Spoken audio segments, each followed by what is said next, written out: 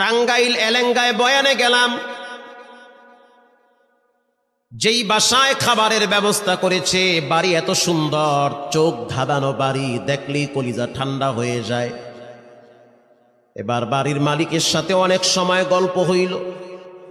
বাড়ির মালিক বলতে আছে, হুজুর আমি কাঁচা তরকারি বিক্রি করতাম, কাঁচা তরকারি বিক্রি করে করে আমার পেট চালাইতাম, কাঁচা তরকারি বিক্রি করে এত দামি বাড়ি কেমনে বানাইছেন?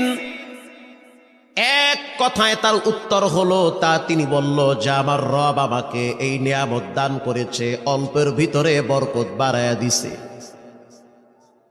আমি বললাম কেমনে এই বরকত আসলো, কোন রাস্তা দিয়া? তিনি জবাব দিতেছে, প্রতিদিন সকালবেলা আমি সবজি কেনার জন্য গ্রামে যাই। কষ্ট হয় আপনাদের? সবজি, কাঁচা তরকারি, কদু, ঝিঙ্গা, তুরই, বটবডি, পেঁপে এগুলা কেনার জন্য আমি ভ্যান নিয়ে গ্রামে যাই। আমি রাত্র প্রায় 4টার সময় ঘুম থেকে উঠি। ঘুম থেকে উঠার পরে উজু বানাইয়া অল্প কিছু টাকা নিয়ে আমার ভ্যানটা নিয়ে আমি রাস্তা দিয়া চালাইতে চালাইতে চলে যাই সেই ক্ষেতের দিকে, গ্রাম্য বাজারে। আজান হয়ে গেলে ভ্যান রাইখে আমি নামাজের জন্য মসজিদে ঢুকে পড়ি। নামাজ শেষ হওয়ার পরে আবার আমার ভ্যান নিয়ে আমি আমার গন্তব্যে রওনা হই। ঘটনাক্রমে একদিন সুবহ সাদেকের আগে এখনো পর্যন্ত সূর্য ওঠে নাই। রাস্তা দিয়ে আমি হাঁটতেছি, কিছু দূর যাওয়ার পরে একজন বৃদ্ধা মহিলাকে দেখলাম লাঠিতে ভর দিয়ে দাঁড়িয়ে আছে। আমি ভয় পেয়ে গেছি। প্রথমে ভাবছি হয়তো কোনো জিন হতে পারে। সাদা কাপড় পরা, সাদা চুল, হাতে একটা লাঠি, সেটাও দেখি সাদা লাঠি। ভয়তে আমার কলিজা মুখের কাছে চলে আসছে। মনে করছি হয়তো কোনো জিন হবে, না হয় কোনো ফেরেশতা হবে।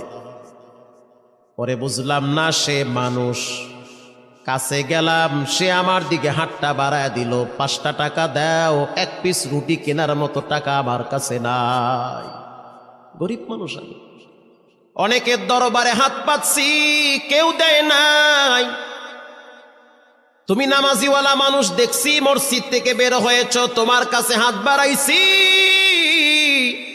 ফিরাইয়া দিও না। 5টা টাকা হইল, আমাকে তুমি দাও, 2 পিস রুটি কিনে খাবো। হুজুর বিশ্বাস করেন, তখন আমার পকেটে মাত্র 5টা টাকাই ছিল, আর কোনো টাকা ছিল না। আমি সিদ্ধান্ত নিলাম, ফজরের নামাজ পড়ছি, মনটাও ভালো লাগতেছে। একজন গরিব মহিলা মানুষ 5টা টাকার জন্য হাত বাড়াইছে, যাক আজকের সকালের নাস্তা আমি করব না, 5টা টাকা আমি তাকে দান করে দিলাম। যখন 5 টাকা তার হাতে দিলাম, সে আমাকে বলল, বল তোর কি লাগবে? এবার আমি বলতে আছি, তুমি তো দেওয়ার মালিক না, তুমি তো বড় ফকির। মহিলা বলতে আছে, আমি আর তুমি দুইজনই ফকির, কিন্তু তোমার আমার রব মোটেও ফকির না। আল্লাহু আকবার জোরে বলেন।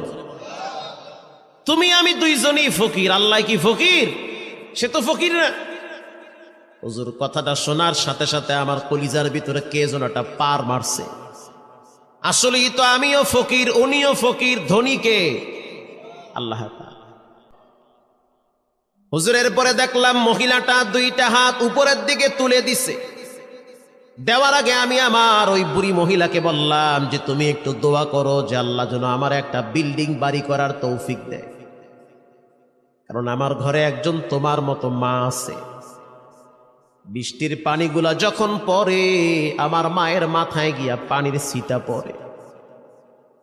তুমি মুসাফির মানুষ, আমার জন্য একটু দোয়া করো যেন রব্বুল আলামিন আমাকে একটা ঘর করার তৌফিক দেয়, কারণ টিনের ভাঙ্গা ঘর, পানির ছিটা পরে পরে রাত্রিবেলা আমরা ঘুমাইতেও পারি না। এমন গরিব সমাজে আছে না? নাই, সামর্থ্য নাই একটা বাড়ি করবে। এবার বুড়ি মহিলা 2 হাত তুলে দিয়া বলতে আছে, আল্লাহ, এখনো পর্যন্ত সকালের সূর্য উঠে নাই, এখনো পর্যন্ত দোয়ার দরওয়াজা ক্লিয়ার আছে। আল্লাহু আকবার। আমি একজন বুড়ি মহিলা, জানি আমি দুর্বল, তুমি তো মোটেও দুর্বল না। অতএব তুমি আমার দোয়াটা কবুল করে নাও। এই সবজিওয়ালার জন্য ভালো একটা বাড়ি করার তৌফিক দান করো।